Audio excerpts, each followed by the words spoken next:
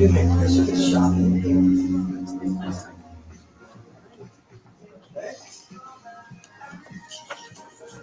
Okay, wonderful. Hello, everybody, both in person and online. Thank you so much for joining us this evening. Tonight, we at Left Bank Books are delighted to welcome journalist and scholar Sara Fitzgerald and her new book, The Silenced Muse. Sara will be in conversation tonight with University of Missouri English professor and former president of the International T.S. Eliot Society, Francis Dickey. Thank you both so much. Some notes before we begin. Tonight's event is only possible because of your support. So when you shop at Left Bank Books, your money goes directly into our local economy. It helps fund our streets, parks, and so many more things that make St. Louis amazing. It also helps us support writers and give them the support that they deserve. So thank you for shopping local and supporting us with this event tonight. I do want to extend a special welcome to our virtual audience. Thank you for joining us from afar, wherever you might be tonight. You'll be able to participate in the audience Q&A towards the end by typing your question as a YouTube comment. So we appreciate you being here. We at Left Bank Books are always hard at work planning new events for readers of all ages.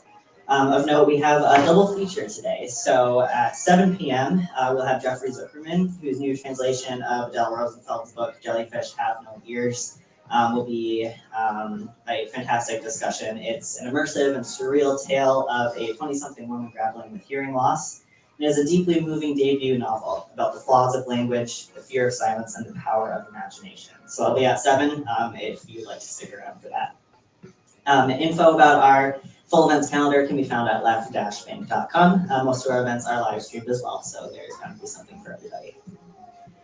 And now for tonight's event. Sara Fitzgerald is a retired journalist whose career included 15 years as an editor and new media developer for the Washington Post. She is the author of the biography of Ellie Peterson, Mother of the Moderates, which was recognized as a notable book of 2012 by the Library of Michigan, as well as the Historical Society of Michigan. In 2020, she published Conquering Heroines, How Women Fought Sex Bias at Michigan and Paved the Way for Title IX, as well as The Poet's Girl. Fitzgerald's essays about Hale have appeared in the Journal of the T.S. Eliot Society, the T.S. Eliot Studies Annual, Time Present, the newsletter of the International T.S. Eliot Society, and Exchanges, the newsletter for the UK T.S. Eliot Society. So quite the expert we have with us. Sara's new book is The Silenced Muse, the first full-length biography of Emily Hale, the longtime secret love of celebrated poet T.S. Eliot.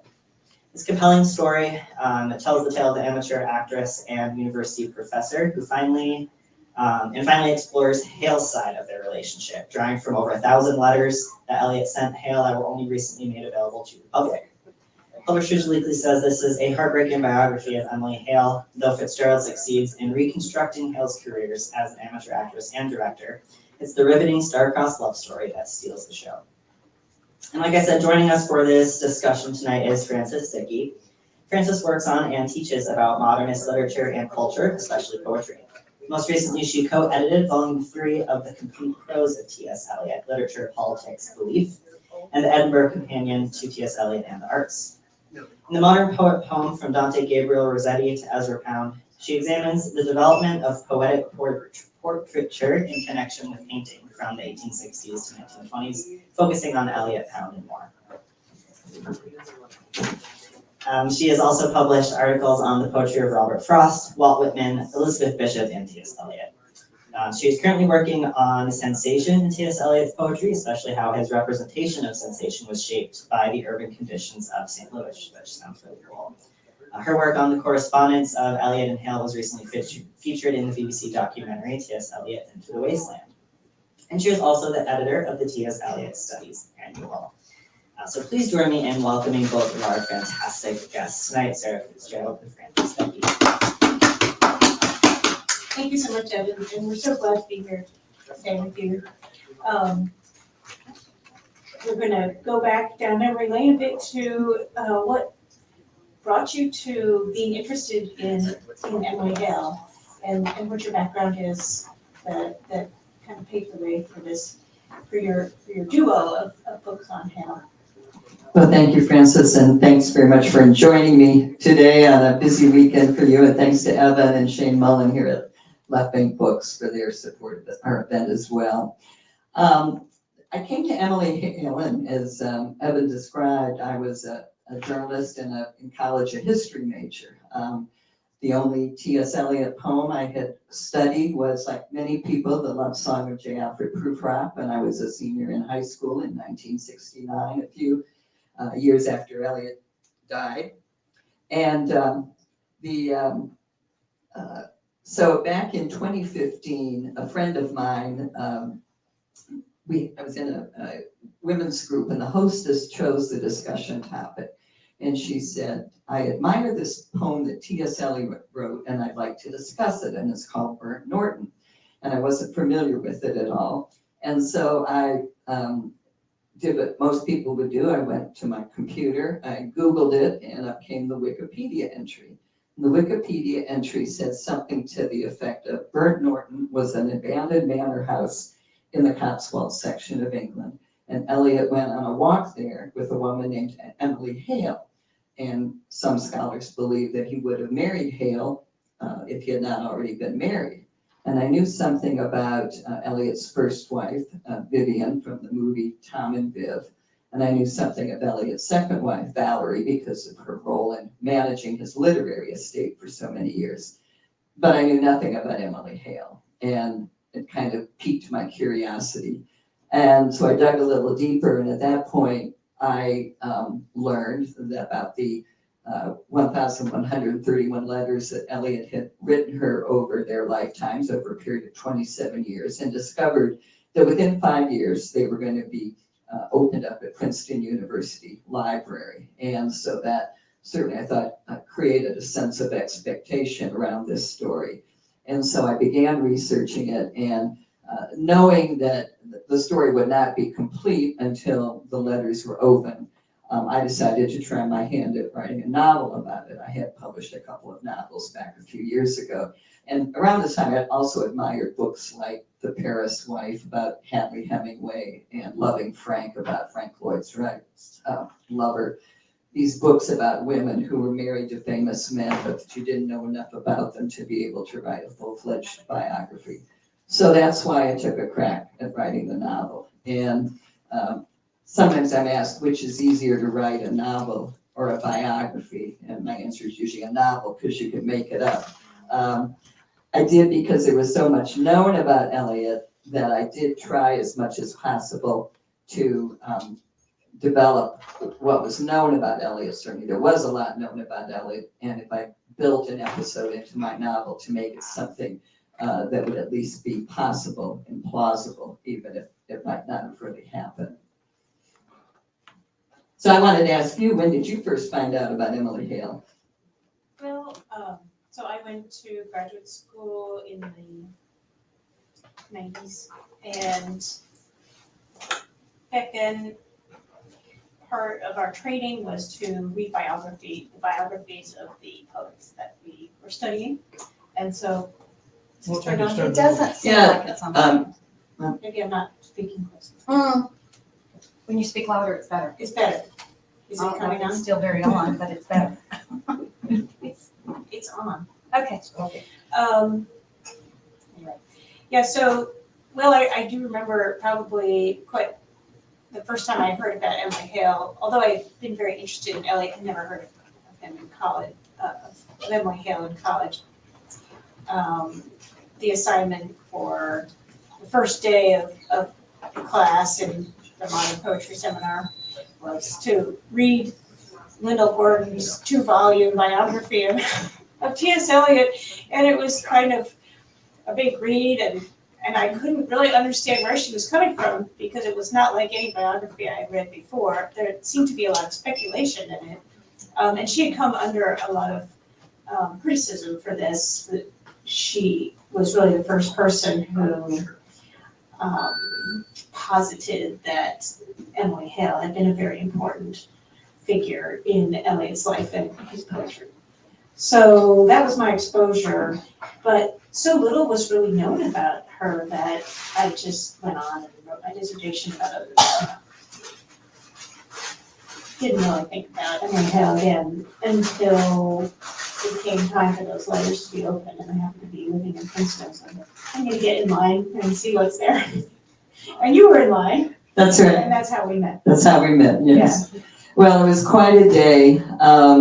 Having written my novel, and it was published just as the letters were being opened, I decided I had to be in Princeton for opening day, January 2nd, 2020. I actually gave up a New Year's Eve date in order to make it to Princeton. So I remember it was a cold, dark morning. Princeton had said in advance that letters were going to be made available on a first come, first served basis. I think there were 6 of us who had said we were coming, but the archivist acknowledged that he didn't really know what to expect. He was interviewed by one reporter beforehand, and when he said, I know that there's 6 people coming, and he said, you know, for an archive, that's the moral equivalent of a stampede at a rock concert. A quote he felt was a little bit misquoted as it turned out, but he knew that Eliot had a worldwide fan base and maybe a busload of tourists would show up or something. He also, I think, because of the concern of how many people might show up, he suggested to the BBC that they hold off a week before they came and interviewed you and Lyndall and give you a chance to dig into the letters as well. So we arrived, and the library was kind enough to let us into the lobby before the library actually opened. And we had about an hour or so of mingling around before the special collections section opened. I think, were you first in line or was Lyndall? I think I made it 1 and first, 3rd, I can't remember. And she was second, or Yeah, were I you was second? 4th. I was 4th. Okay. So what happened, and again, well, the queue, as the British would say, was small enough that we could keep track of it. But the library had opened the letters back in October, which was the 50 years after Emily Hale actually died. And many years ago, a librarian had made a commitment that opening them in October, they would make them available to the public on January 2nd. But in the meantime, digitization had come along. And so the library decided they had to digitize all these letters. And so the staff worked extremely hard between October and January to get that job done. They had 3 terminals set up in which you could read the whole digitized file. And then you could also request boxes the way a traditional archive would work. And so one of the people who was ahead of me decided she really liked letters and the feel of letters. And so she wanted to do it that way. So that gave me a spot at the computer. And I think I was sitting between you and Lyndall, and that was a great thrill and a lot of fun. And I remember, so one of the things that was sort of a delightful discovery is that Emily Hale had actually written 2 short memoirs about their relationship. It was known that she had written a longer, more intimate one, but after Eliot died, she decided, sort of out of sympathy for his widow, she asked for it to be turned back to her and had it destroyed. So we found these 2 versions of her story, which I felt pretty excited about. But I remember Emily Hale has notoriously bad handwriting, and these were handwritten, so I can remember looking over and saying to you, can you make out this word? And that was the first project. I mean, we did subsequent projects of trying to translate her handwriting for the Eliot Society and all. But so tell me about your memories of that day. Well, Eliot's letters were typewritten, which was a huge boon to people who were trying to find out what he said, because his handwriting was also not very good. He'd get writer's cramp. So yeah, his letters were very uncharacteristically for him, very straightforward, clear. Anyone could understand what he was writing about in these letters. And he kept that up really throughout their correspondence, because Emily Hale was an intelligent woman, but without really a literary background. She didn't go to college. And the way she interacted with literature was she was an actress and a dramatist, as director. So I think he kept that in mind as he was writing to her. And yeah, he just very straightforward about his feelings for her and how important she had been to him over the years. And that was very unexpected to me. I mean, knowing Eliot's work, mainly through his poetry, which is difficult to understand. That's, people who study Eliot, they kind of like that about his writing, the difficulty and the puzzles. but the letters were quite different, but also delightful because they were so clean. So yeah, there were a lot of oohs and ahs, and can you believe this? And at one point, I got up and said to Lyndall, you were right, by the way. You were right about your theory that Emily Hale is probably, I think, the most important emotional attachment of Eliot's life. When you trace how long he had feelings for her, potentially as early as 1905, which is, we think that's probably when they met, all the way to his marriage, his second marriage later in life. Well, we talked about the very first letter, and I was coming at the letters from a little bit different perspective than you were. I had written a novel. I was now going to test my theories about their relationship, and I remember in the very first letter, Eliot described that he had invited Emily Hale to a tea party with his wife and was describing how he and his wife had responded to her. And I remember him saying, I've been so nervous, I almost spilt the tea kind of thing. And I thought, boy, if I'd known that he had invited her to a tea party with his wife, that would have gone into the novel. But it was one of those things where, life is stranger than fiction. No one would have believed it, right? But very cinematic. Yes. But, you were really struck by some of the language of that first letter. And, I think you brought some of it along to read a little excerpt from it. Just to give people a flavor of this is the first letter in the archive. So it wasn't the first letter he had written to her. They had corresponded intermittently since 1914 when Eliot left the United States. But this is the first letter that she saved, letter of his that she saved following their meeting in 1930. So he wrote, I am heartily sorry every day and every night of my life for my mistake and fault and for the ruin it has made. But I am not sorry for loving and adoring you, for it has given me the very best that I have had in my life. So that's, like I said, pretty straightforward and very, very emotional and so surprising from someone who, was known as the possum. For his secretive ways and enigmatic remarks. So, and he goes on to say, that she had inspired him to his religious quest, his religious journey. And then he says, and now there is no need to explain Ash Wednesday to you. No one else will ever understand it. So this was also a bombshell that he was preparing to tell her about her place in his poetry. And we actually have in our audience someone who has written very compellingly about this very question, Ron Schuhard, Emily Hale's place as the lady in white of Ash Wednesday. So he's basically telling her, hey, I put you in this poem, wanting her to know about it, just as he also tells her that she's the hyacinth girl in the wasteland. So yeah, those were revelations that. Well, you were really surprised he starts naming these characters in many of his poems, and after saying, no, I don't write about anybody I know, right? And then he's telling her who these figures were in his life, right?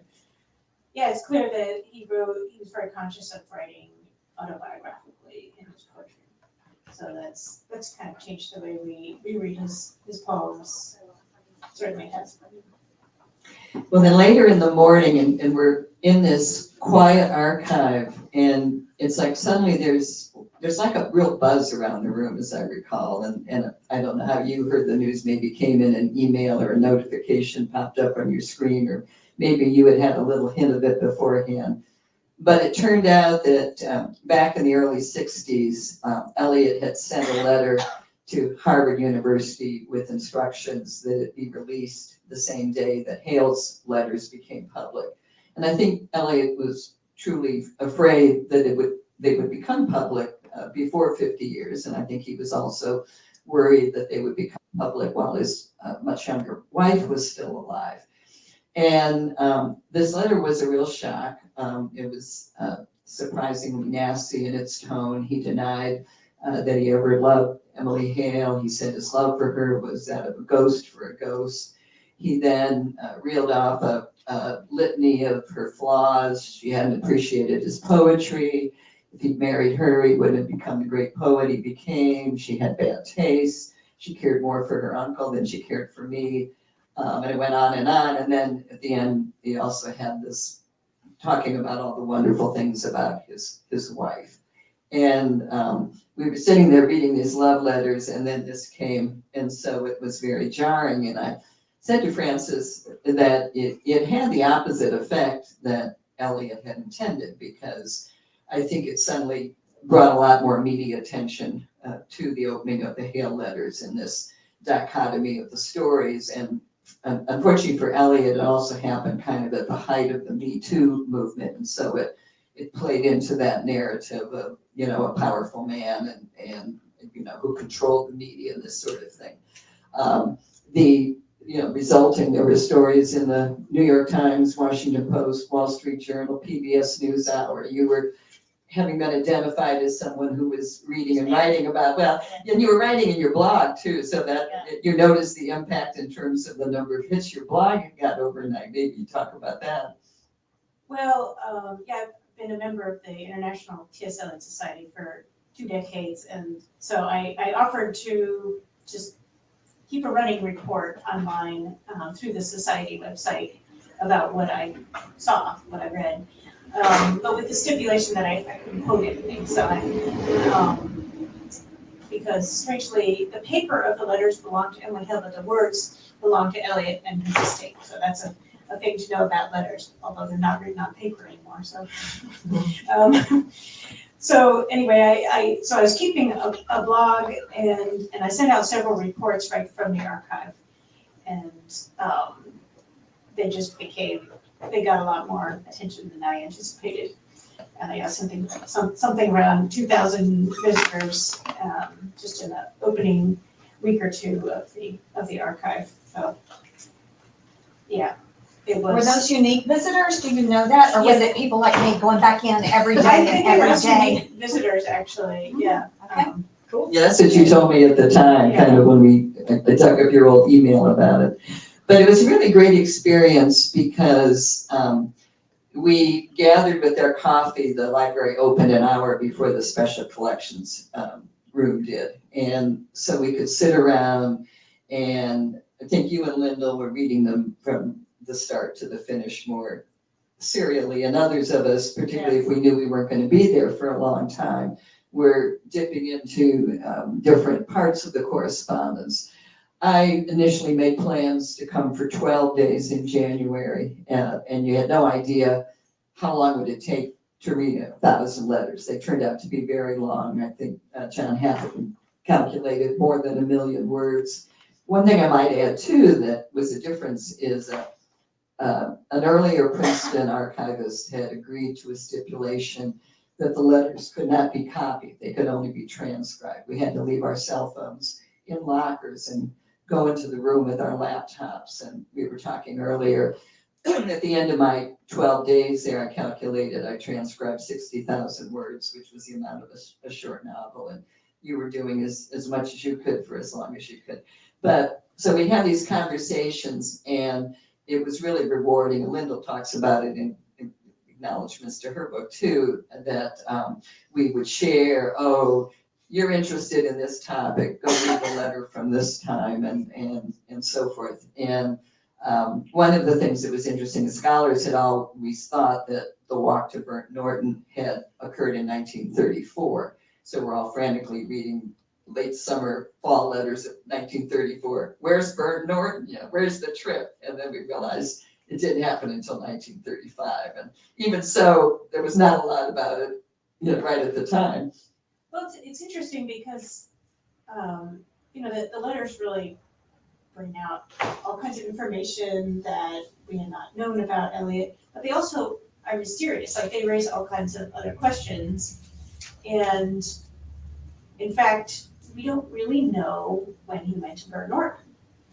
there's a reference to it in September 1935 as a walk that occurred in the past. And so, we don't know if they only went once, or maybe they had gone previously, but not knowing where it was. And again, Ron has some thoughts about that it may have actually taken place in 1934 and again in 1935. And then also, another thing we learned is that it seems not to have been Brent Norton itself that was the most, it was more of that the place was more of a symbol of the many hours that they had spent together at this house that her aunt and uncle were renting, Stamford House, that had a very nice garden. So they spent a lot of time in the garden, having conversations, and it's like all of those meetings together kind of come together in the poem. So there was this initial rush of like, oh my gosh, I'm gonna learn everything I wanted to know about Eliot, and he's very forthcoming about his past and his experiences, and identifying the names of people who appear in his poems. But it's not an open book. There's like lots of questions about what really happened. And of course, one of the biggest questions has to do with Emily's perspective, right? Well, that's right. Do you want to talk about Yeah, that? one of the things that was a big important part of reading the letters. Right, well, and I neglected to mention one of the things that Eliot confirmed in his letter to Harvard was that he had arranged for all of her letters, or certainly most of them, as it turned out, to be destroyed. And so we lost her side of the story. And going back to trying to, in my perspective, trying to recreate what happened in some of these events, when people are spending time together, which could be a very important time in their life, they often stop writing letters because they're together. And so you're reading it and kind of saying, Eliot, say something more about what you did out at Scripps College, and he talks, and it's more his emotions and his fog when he leaves, but, he doesn't tell what they did on the beach that day, that kind of thing. And so coming at it from my perspective, looking for those scraps of information, sometimes you're still left with questions. I mean, maybe it's premature to ask you this question, but one thing that really intrigues me about your writing process for this biography is how you dealt with the fact that the information you had about Emily Hale was somewhat fragmentary, and then the personal part of her life, her relationship with Eliot, really was like the information was predominantly his writing, not hers. And so how did you deal with that? How did you create a narrative about her life when he was telling it? Well, that's a challenge, and you have to kind of sort out what you believe of his version of it. But one thing that was, again, a discovery at Princeton, and let me go back a second to say that Hale taught at Smith College. In retirement, she worked in the Smith College library as it was assembling their collection of papers of famous women, and the librarian said, why don't you turn in your own papers? And she kind of said, are they that important? And they said, well, yes, turn them in. And there are very few signs of Eliot in those papers. She was very discreet about it. But when she donated the Eliot papers to Princeton, we didn't know this at the time, but she donated letters from friends that had been key letters about her relationship with Eliot, including a letter that Eliot's sister had written her. She was one Eliot family member who knew about the relationship, and Eliot was very personally close to his sister. That was a very important letter. Emily Hale and her childhood friend, Margaret Farron Thorpe, who was married to Willard Thorpe, a longtime faculty member at Princeton. They were both English scholars, and two of them are responsible for why the letters ended up at Princeton. But Margaret Thorpe and Hale apparently exchanged letters every 2 weeks all through their lives, but they both reached some agreement that they were going to destroy the letters. And again, they did not destroy all of them, and some of those, and that was one of the reasons, the nice discoveries at Princeton is exactly how Hale responded when she found out the news that Eliot had remarried. Similarly, Hale had written a good friend of hers from Scripps College, Lorraine Havens, after Eliot had told her he didn't want to marry her. And Lorraine Havens had provided this letter to Lyndall Gordon while she was still alive. And so there were these couple of key, points where either Hale or people who were her friends recognized it's important to capture this emotion. And you had to fill in the gaps in between, but that was really helpful. Digging, when I had the chance to go back to the story, and again, you could no longer make it up. We were talking before that searchable online newspapers are a big development in terms of historical research and your ability to easily, search even in small towns, and particularly in Hale's career, plays she was in, reviews she was getting, coverage of what she was doing when she was at these various colleges or schools.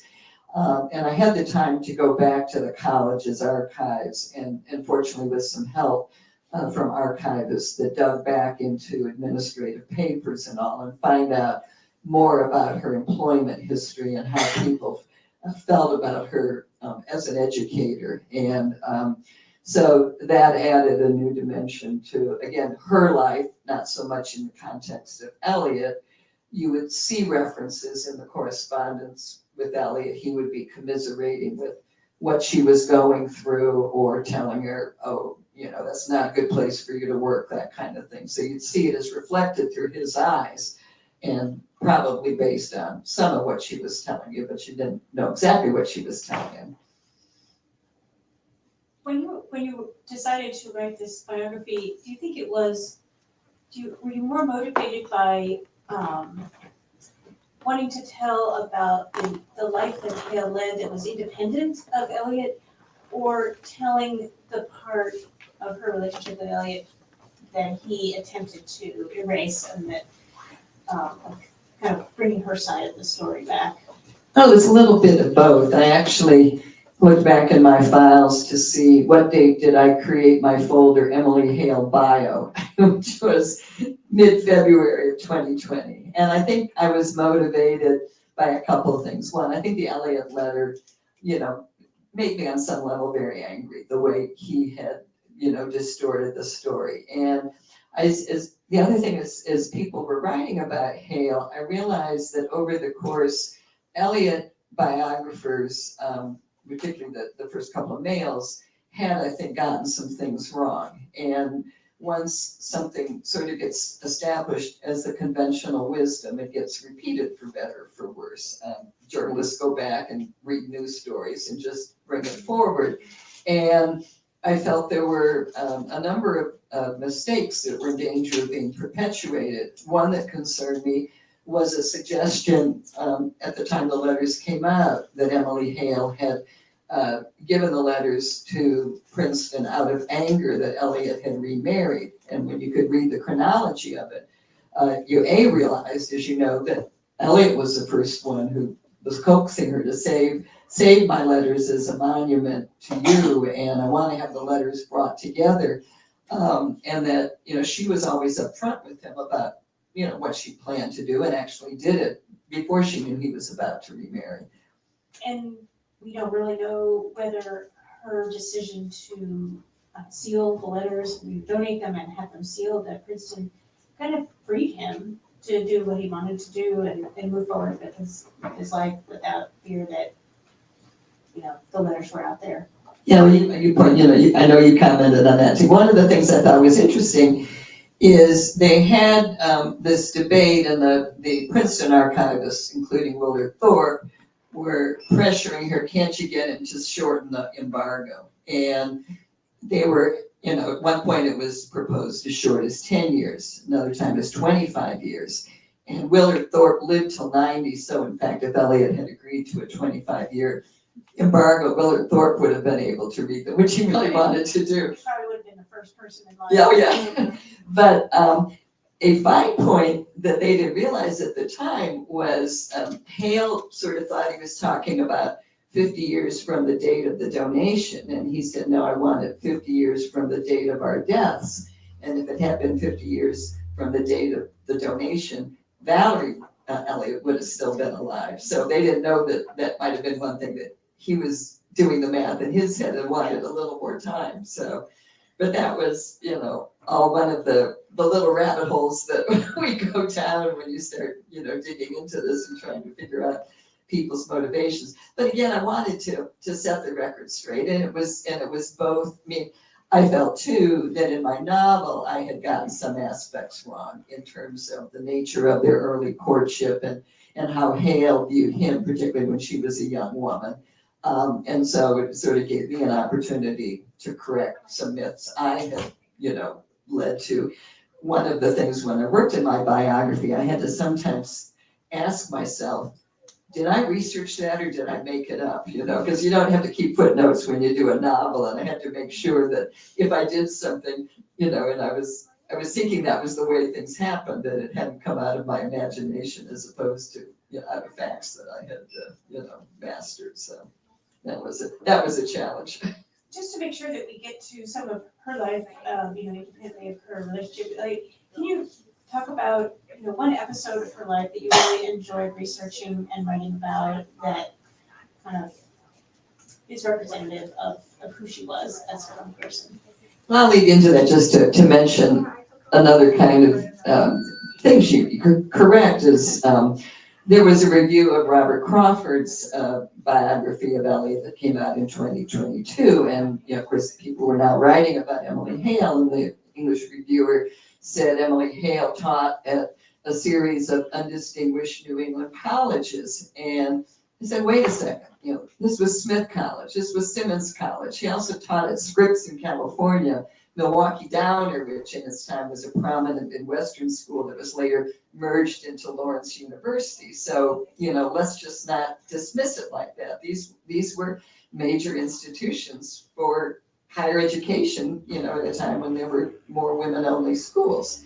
And I did, one of the things, particular thing I liked digging down, and I think Frances will remember that early in the letters with Eliot, Hale writes something to the effect of, when I was teaching at Milwaukee Downer, I allowed a student to get too close to me. And we don't know exactly what she told Eliot about this, but Eliot responded like, I'm sure it was a perfectly normal relationship. And I had some episodes like that when I was teaching, and, you could go on a little bit about it. But so it was very interesting that they had this dialogue, and then you get deeper into the letters, and suddenly plunked back in the 1930s, I think, are the two letters that this student wrote to Hale, which were passionate romantic letters that she wrote on the eve of when Hale was leaving Milwaukee Downer to go off to Europe for a sabbatical.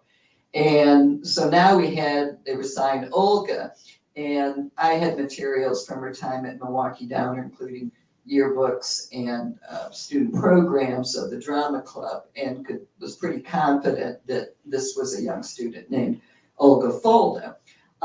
And she interestingly went on to she married a man who studied English at Harvard, became a professor around the same time Eliot was there. They went to University of Nebraska, and she actually taught at University of Nebraska. Was involved with their English as a second language program. And we were talking before that, when Hale decided to leave jobs, I started to worry that, maybe this had escalated to the point that she was asked to leave because of this relationship. So I went to the Milwaukee Downer archives and dug down into administrative records and persuaded myself that was not the case, that she had made a decision to pursue a career as a public speaker, which was unfortunately timed right before the Depression hit, and people didn't have a lot of discretionary income for that sort of thing. But late in my research, I suddenly realized that Olga Stepanik's papers were at the University of Nebraska. And she had diaries and journals from her time in college. Interestingly, the journals don't cover her senior year. And so I think she probably wrote things that as an adult she was embarrassed about and didn't want to share with the archive.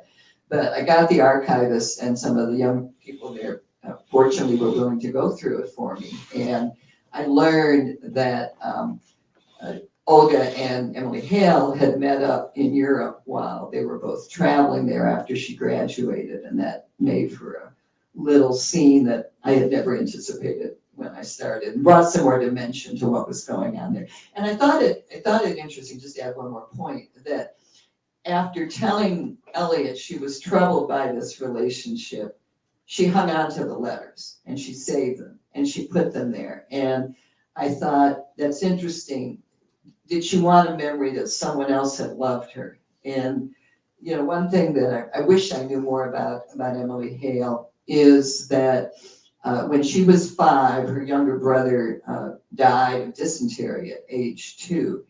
And her mother had a mental breakdown and was hospitalized at McLean Hospital for the rest of her life. And I thought, you know, in some ways, that's almost worse than losing a parent from death, because it would say to you, I've been abandoned and mother can't hold it together for me, even though my brother has died. And of course, you know, this happened in the early 20th century when people didn't talk about grief and mental illness, you know, the way they do today. And so I think that a lot of what drove her relationship with Eliot, drove her desire to get close to students, drove her interest in theater and drama casts and theater companies, was building families and relationships that she had lost when she was a child.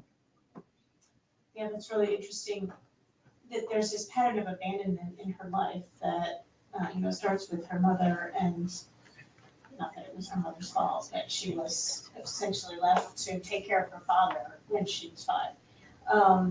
And that Eliot abandoned her, when he went to England, although they had no promise of anything, but he seems to have told her that he loved her, but that he didn't ask her to marry him. And so it was a kind of abandonment in that he then married someone else. And then you can see in their correspondence that he pulls her close and then pushes her away.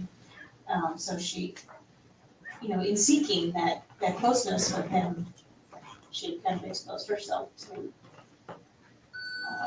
experiencing this over and over again, which must have been pretty tough. Well, and some people I know read this story, and I found this with how some women reacted to my novel, is they got really mad at Emily Hale, and there's some thought that she enabled Eliot, that there were points in her life where she should have said enough of this and, walked away. But even after Eliot, when his first wife died and she'd been waiting patiently, and he told her that he would marry her if he could, and he could not could not seek a divorce because of his, Anglican faith. That at that point in her life, she may have felt, well, to have a friendship with this man is better than nothing. And perhaps she was attracted to his celebrity. I think some of his family members like to think she was, without, knowing the kinds of promises he had made to her and all. But there were possibly times when she should have said, you're abandoning me, you're tugging, you're it's on again, off again, and that's kind of the tension throughout a lot of the letters that, as you know, and so it's tough. Yeah. Before we open up to questions, I just wanted to ask you about the cover, which is really beautiful. Beautiful picture of Emily. Where did you find this picture, and what do you know about how old she is? And is this one of the studio photographs that she got of herself? It's I hadn't seen this picture before. It's very intriguing. Well, I loved it when I found it, and I have to credit the Eliot Estate for making it available.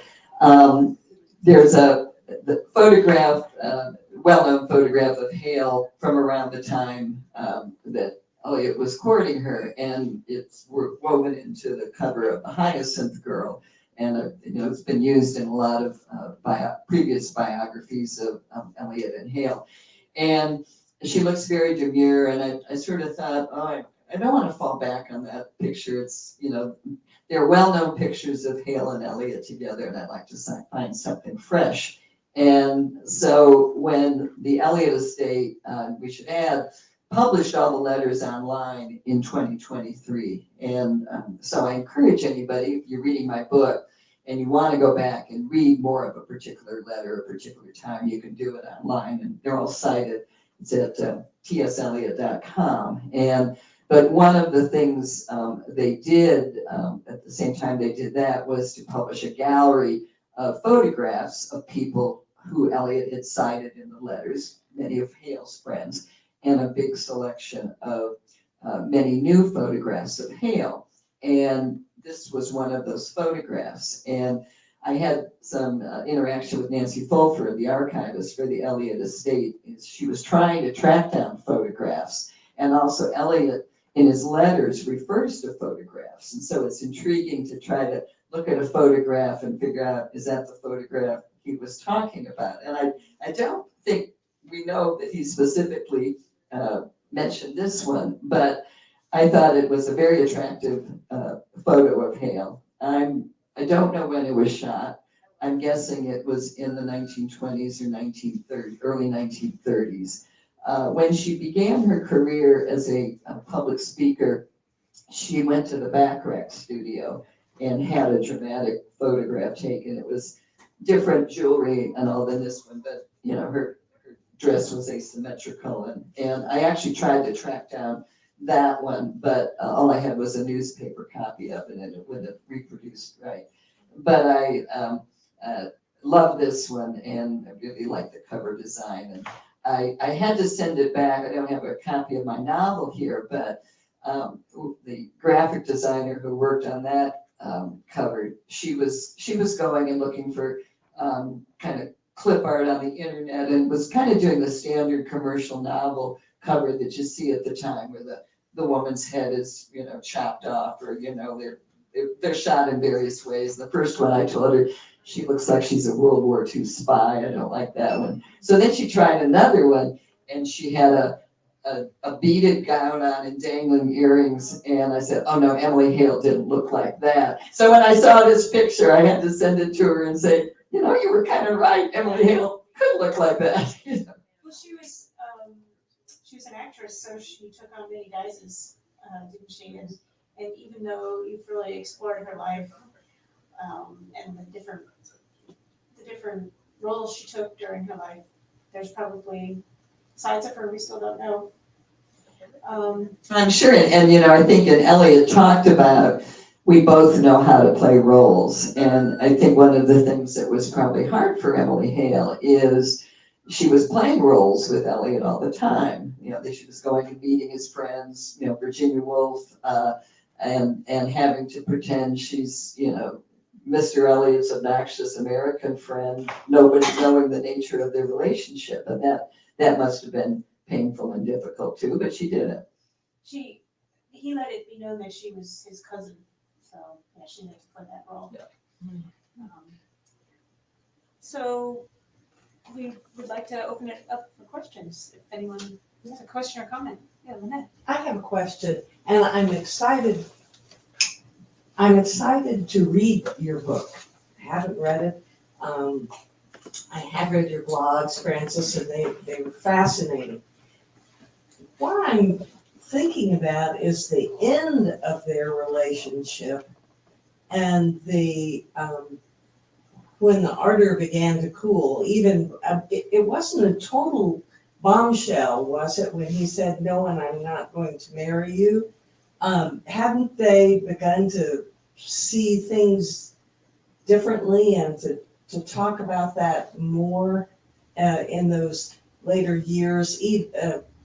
And I don't know how it coincides with the death of Vivian, but in that period of time, there was some cooling of the ardor right? Let me try to provide a little timeline, and people can, vary on this in terms, because we're, again, reading it through Eliot's eyes.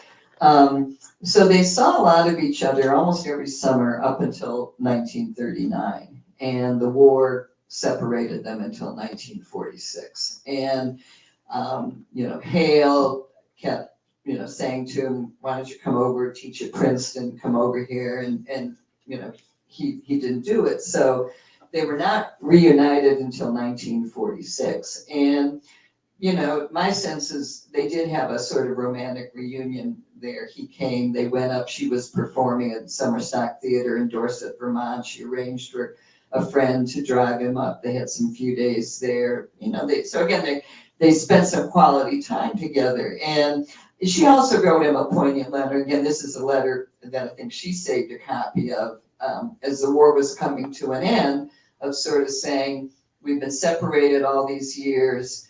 The war's coming to an end, how do you feel about me? And to me, it was poignant, because it was probably what couples were doing all over the world, through wartime separations. And he said, I characterize this differently, but I think he still said, you would still be the only woman I'd marry if I could marry. And, yes, things have changed a little bit, but I think that there was still that expectation. And so they had this interlude in 46. Now they also had a little bit of, that was when they started to have their battles about sacrament of communion. And Eliot was very unhappy that Hale, as a Unitarian, was taking communion. And, I think she was a little bit defiant about, I can do this. And they finally sort of said, okay, we're going to agree, we're going to disagree, and when we're back together, we'll talk about it. And so there was that kind of tension at the end of 1947. Then Vivian died in there was that tension at the end of 1946. Vivian died at the start of 1947. And Eliot was coming to the States, and his life was kind of, to my view, in a lot of turmoil. His older brother died of leukemia fairly suddenly. He'd been sick, but died more suddenly than Eliot expected. He was accepting 3 honorary degrees, and today, someone in modern grief counseling would say, don't rush out and make any decisions for a year. Let it all settle in. And Hale was trying to be sympathetic, but he eventually deliver the message that I don't think I can bring myself to marry you. Now they were, I forget, I'd have to do the math of how old they were then, late 50s, certainly 60. And so it's also understandable that somebody that age might say, I'm old and set in my ways, I can't change my life. She obviously didn't take it that way. But again, she wanted to remain friends with him. She did put some boundaries. She said, okay, you can still write me, because he was still obsessive about writing her. He still liked that outlet. But she said, you can only write me once a month. I think she was trying to put some boundaries around the relationship.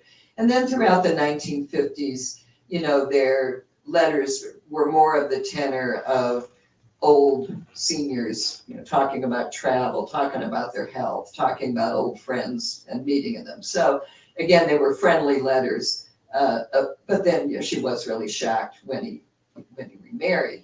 I do think it's fair to say that Eliot was in some ways crueler to Mary Trevelyan and John Hayward, who he was closer to at the time, and they were much more a part of his day-to-day life than Emily Hale was at the point he did that decision, made that decision, and that they were, I think, both very hurt and shocked. And a lot of his friends were by how they found out the news and that decision. Thank you. Come on. Just a comment, Emory University has the inscribed copy of Prufrock and other observations that he gave to her on that 1947 visit. And what's odd about it is the distance. It's inscribed to Miss Emily Hale from the author, T.S. Eliot. Mm-hmm.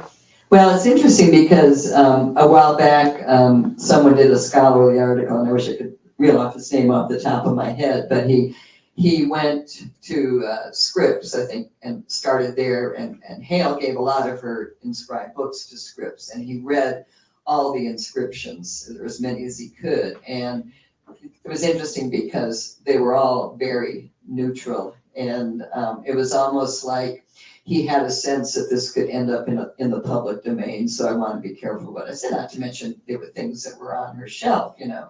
She had autographed photographs from him when, you know, she was a college teacher, and I talked to one of her students who remembered seeing one of these and, you know, the photograph there and thinking, oh, she must have a crush on him or something, you know. So again, it was part of his discretion, and he was really, you know, worried, particularly when he came back to Boston, that they would be spotted together. And he made a visit out to Scripps, and when he went to catch the train back to Boston, he ran into one of his old Harvard colleagues on the platform, and it clearly sort of freaked him out that, you know, he was going to connect the dots and know what was going on, and you know, so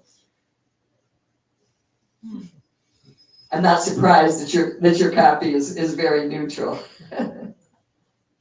Any other questions tonight? I guess. I like reading Eliot. Don't understand half of it, but am charmed by it nonetheless. And I have not read any of the biographies. I'm really interested in your book. Is it gonna make sense to me, or am I gonna have to do background to follow it? I hope it makes sense. It's written like a narrative, yeah. It's a story, so Okay. yes. Beautiful, thanks. You'll enjoy it. Well, and I'll say too, and I've written a piece for an academic journal, sort of reviewing this claim by Eliot in this Harvard letter that Emily Hale was not a lover of poetry, or certainly not my poetry. So I went back to try to, well, let's track how Emily Hale felt about poetry. And Francis gave me a lot of good editing help and perspective on the piece. But because Emily Hale was a speech teacher and who performed, she was attracted to poems that were much more like narrative poetry. And of course, she grew up in an era where people were studying, you know, the Victorian poets. When Eliot went out to Scripps College, he did a talk about Lewis Carroll and poetry of Lear, who famously wrote The Owl and the Pussycat Went to Sea, and they had an episode in a boat there. And so you kind of had a sense, you know, Emily Hale was trained in a kind of poetry that she didn't have any formal training, certainly in modernism, and wasn't around Eliot, you know, during the time, those early years when he was writing poetry, and during the years he wrote The Wasteland and so forth. She wasn't a part of his life. And I think, you know, Francis read the excerpt when Eliot sort of said, no one will understand Ash Wednesday but you, and how must she have thought about that when he would make those kind of statements, like, really, you think I understand this? You know, and I understand it as much as anybody else. We know we didn't go back to Burnt Norton, but I think she was, on the one hand, proud that Eliot had told her, Burnt Norton is my love poem to you, because she mentioned it in one of her memoirs. But she also told Eliot, you know, I don't understand it. And I think she thought, where is the love in this poem? And she, you know, later on to him, said to him, how come you've never written a poem about our time in the Cotswolds together? And he said, well, what is Burnt Norton but about our time in the Cotswolds? But she had a different view of the experience than he did. Would you like to add anything on that? I think that's a perfect way to end, actually. It's kind of a he said, she said situation, and, you know, just speaks to your experience in Eliot, that it's, different readers can just take away very different impressions of the poetry and have different experiences. And I think that's one thing that's kept his poetry alive, but it would be very, it would be challenging if you were in a relationship with the poet and he told you that you were in the poem and it was about you and you didn't understand that stuff. Or you didn't recognize yourself. Yeah, you didn't recognize yourself. Like, oh. Yeah. Or maybe worse if you did. I don't know. Time for me, one more I question. know we're all. I just said, Evan, I don't know if Evan has any questions. Do you have any questions for me? No. Doesn't look like from other. Okay. I got a question. Okay. Or more like a half-formed thought, I guess. You were talking about, it just came to me, you were talking about Emily's mother having mental health issues. And then, of course, Vivian having mental health issues. So it makes me wonder if in some way she felt like she knew how to commiserate with Eliot from her own personal experience on that, and that was part of the bond that they had. Well, it's interesting. I mean, and Francis, you can comment on this too if you have any. One of the things that struck me is, and again, I'm looking for things in the Eliot letters that tell me something about Hale. And so Hale was telling him, I went to visit my mother at the mental hospital, but you don't know anything about what that experience was like. And he would counsel her with things like, he would sort of discourage her from, I think, making the visits and, saying, and, people, those kinds of people, they're better off in the mental institution. And some of these things he was saying before and then after Vivian was institutionalized. And of course, Eliot had, been in the sanatorium himself. And so he, and there's a quote that I think appears in the book about Vivian Eliot, the new biography, in which he sort of considered himself an expert on mental illness, by that time. And he was certainly giving Hale some advice, which I don't think she found particularly useful, like the best thing to do is to pray about your mother and things like that. But it does make you, and one of the things I've written an essay, which I don't know if it'll be accepted or not, about how ill was Emily Hale. And because Eliot refers to nervous breakdowns, and and people threw around that phrase very casually about women, throughout the 20th century. And you had a sense in the letters to Hale, and, Eliot was a bit of a hypochondriac, that he was over worrying about her in ways that she might not have appreciated.